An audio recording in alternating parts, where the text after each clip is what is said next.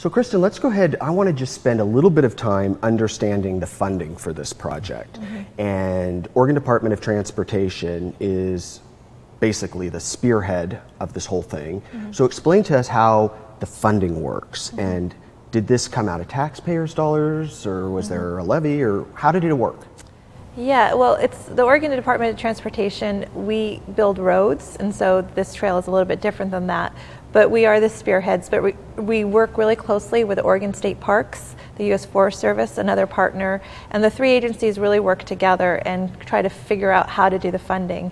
And we just did some research. To date, we've probably spent $46 million in the whole project, which is restoring the road, the drivable portions to the 1920s appearance. You see the guardrail, you see Oneonta Tunnel, you see all the rock walls and lots of sections. So the road today looks like it did in 1924, essentially. But then we also have built 11 miles of trail. And those trails are located, well, the famous one is Hood River to Mosier, which everybody loves. But there's undiscovered jewels of pieces of the trail between Starvation Creek and Viento, headed west, and then between Bonneville and Cascade Locks is another section of trail. So basically, the funding, I think 93% of that $46 million was federally funded. About another 3% was state funding, and then we did have some private donations thrown into it. The counties threw some money in, and then we have a friends group that you'll probably see around town. They really raise awareness of the trail, and they do fundraising, like the Gorge Ride, which is coming up this coming soon. And what is that? The name of the organization? Oh, that organization, that's the Friends of the Historic Columbia River Highway. All right. And Bill, you're president of that, is that right? No, I'm chair of the advisory committee on the construction, maintenance, the hands-on part of it, whereas the Friends organization do the promotion of next Saturday we have the bike ride coming up and those events. But as Kristen said, they also help a lot in the local fundraising and the use of it, and they have a hand in the management also too. Got it. Okay, great. Well, thank you for that clarification. I was a little bit unclear on that. So on the $46 million then, is that $46 million, will that bring it to completion, or is that to date? That's just to date. So what we've been really working on now, a real effort of the Historic Columbia River Highway Advisory Committee, is the reconnection of the state trail. And essentially where I-84 is, because we are in a gorge, it's kind of steep, and there's not a lot of room for a road or in a railroad and a trail.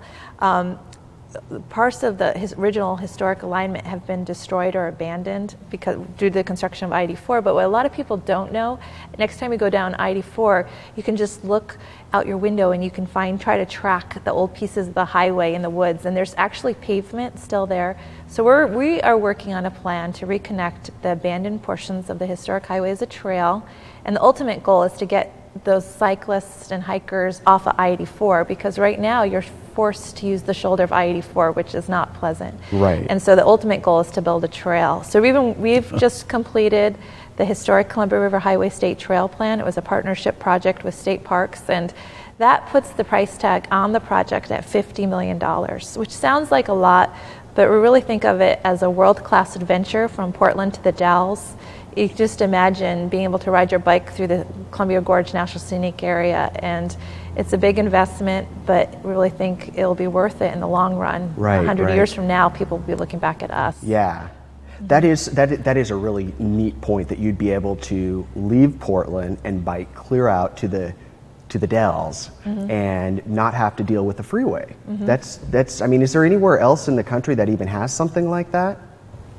I'm not sure. I mean, I think you have probably some other opportunities, but I think this would put it on par with like European, and bicycling is becoming so, I mean, we see it every day. There's more and more cyclists on the road. Like, people like to say cycling is the new golf of the baby boomer generation, and it's just a really important economic development tool, I think, for the communities as well. So let's talk about the actual portions that are currently being either redone or studied to be redone. So take me from the west side out east to the Dalles. So headed west, we're working on a section in Multnomah County right now. It's called the Warrendale to Moffett section, and this is a 1.6 mile of trail, and it's essentially, if you know where the John Beyond trailhead is, this is just west of Cascade Locks. We like to call this our missing link, because upon its connection, you'll be able to ride your bike on the drivable portions and state trail sections all the way to Troutdale. So if we do this 1.6 mile, it'll be really exciting, because I just like to think about it, because you could actually park at the Bridge of the Gods in Cascade Locks and ride to Multnomah Falls. I mean, it opens up a ton of possibilities on the trail. And so we're designing that right now. It's going to be a fantastic trail. It's going to include a really new bridge that we are borrowing the inspiration of the early roadway designers who knew how to build bridges, and we're trying to learn from them. And the trail will go to some really interesting places, some really interesting talus slopes that we have in the gorge. So that's in design, and we're essentially funded for that project, and it's slated to go to construction next spring. So I'm really looking forward to the ribbon cutting in the spring of 2013. We actually have funding and construction money for a shorter section of trail, but equally as cool. If you've ever been to Starvation Creek Trailhead, you can go on the historic highway to Viento, but now we're looking at bringing the trail west. And what a lot of people don't know, there's hidden waterfalls back there. And so there's actually old pavement. So I encourage folks to go out and look for the old pieces of pavement and wall. And the idea behind the highway was bring people to the beauty spots, and there's some beautiful waterfalls, and that's what we intend to do with this trail section, is bring folks to the waterfalls and the beauty spots along the gorge. So that's also in design and construction, and essentially that may come soon after the Warrendale to Moffett project in 2013, if all goes well. All right. Yeah. Well, good. Well, when we come back, we'll talk about the future and the actual completion. And Milepost 2016 is the actual name of this project. Is that correct? Okay. So we'll talk more about Milepost 2016 and also some of the scenic beauty spots, as you called them, that those were very intentional in the original design, and how you're going to be preserving those and bringing those back so that people today get to enjoy them. So we'll be right back. Stick with us. Next. Well, now in this reconstruction and building the new highway, we're going to have to figure out how we can get the trail in there. And we've walked up on Big Mitchell. We've been in the saddle in there. There was an old road that went through.